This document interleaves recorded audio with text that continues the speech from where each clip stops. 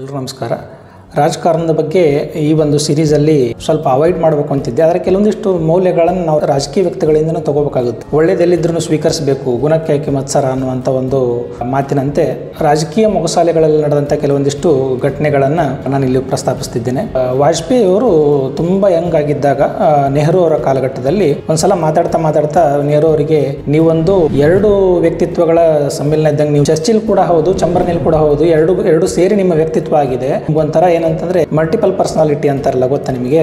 ದ್ವಿಮುಖ ಸ್ವಭಾವ ಏನಂತ ಅಂದ್ರೆ ನಿಮ್ಮಲ್ಲಿದೆ ಅಂತ ಹೇಳ್ತಾರೆ. ಅದಾದ ನಂತರ ಹೊರಗಡೆ ಹೋಗುವಾಗ ನೆಹರು ಅವರಿಗೆ ಸಿಗ್ತಾರಂತೆ. ಸಿಕ್ಕಾಗ ಎಲ್ಲಿ ಸಿಟ್ಟಾಗಿರ್ತಾರೇನೋ ಅಂತ ಅನ್ಕೊಂಡಿರ್ತಾರಂತೆ ವಾಜಪೇಯಿ ಅವರು. ಅವ್ರು ಕರೆದ್ಬಿಟ್ಟು ಇವತ್ತು ತುಂಬಾ ಚೆನ್ನಾಗಿ ಭಾಷಣ ಮಾಡ್ತೇನೆ ಅಂತ ನಗ್ತಾ ಹೋಗ್ಬಿಡ್ತಾರಂತೆ. ಅಂದ್ರೆ ಹೊಸದಾಗಿ ಬಂದಂತ ಯುವಕನನ್ನ ಯಾವ ರೀತಿ ಪ್ರೋತ್ಸಾಹಿಸಬೇಕು ಅನ್ನುವಂತ ಒಂದು ನೀತಿ ಇದರಲ್ಲಿದೆ. ಇದರ ಜೊತೆಗೆ ಮುಂದೆ ಕಾಲಘಟ್ಟ ಕಡಿತ ಹೋದಾಗ ನೆಹರು ಅವರು ಏನಂದ್ರೆ ತೀರ್ಕೊಂಡ ನಂತರ ಜನಸಂಘದವರು ಏನಂತಂದ್ರೆ ಅಧಿಕಾರಕ್ಕೆ ಬರ್ತಾರೆ.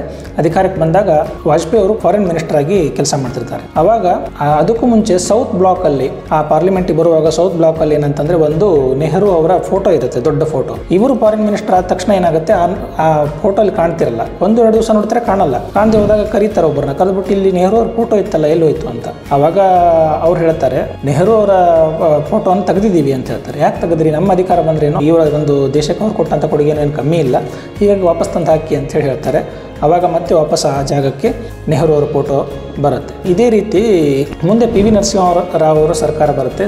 ಪಿ ವಿ ನರಸಿಂಹರಾವ್ ಅವರ ಸರ್ಕಾರ ಬಂದಾಗ ಜಿನೆವಾದಲ್ಲಿ ಹ್ಯೂಮನ್ ರೈಟ್ಸ್ ಅಂದರೆ ಮಾನವ ಹಕ್ಕುಗಳ ಸಭೆ ನಡೆದಾಗ ಅಲ್ಲಿ ಪಾಕಿಸ್ತಾನದವರು ಕಾಶ್ಮೀರದ ಒಂದು ವಿಚಾರವಾಗಿ ಚರ್ಚಿಸಲಿಕ್ಕೆ ಬರ್ತಾರೆ.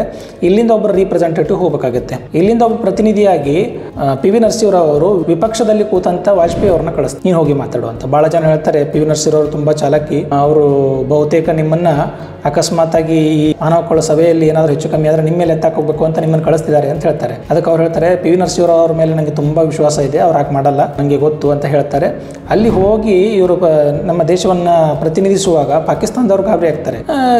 ಇದು ವಿರೋಧ ಪಕ್ಷದವರು ಬಂದು ದೇಶವನ್ನು ಪ್ರತಿನಿಧಿಸಿ ದೇಶದ ಪರವಾಗಿ ಮಾತಾಡ್ತಿದಾರಾ ಅಂತ. ಇವತ್ತಿನ ಕಾಲಘಟ್ಟದಲ್ಲಿ ಆದ್ರೆ ಆಶ್ಚರ್ಯಕರವಾಗಿ ನೋಡ್ಬೇಕು. ಯಾಕಂದ್ರೆ ಈಗಿನ ವಿರೋಧ ಪಕ್ಷದವರು ಹೊರದೇಶಕ್ಕೆ ಹೋಗಿ ಭಾರತ ಬಗ್ಗೆ ಏನೇನೋ ಮಾತಾಡ್ತಿದ್ದಾರೆ.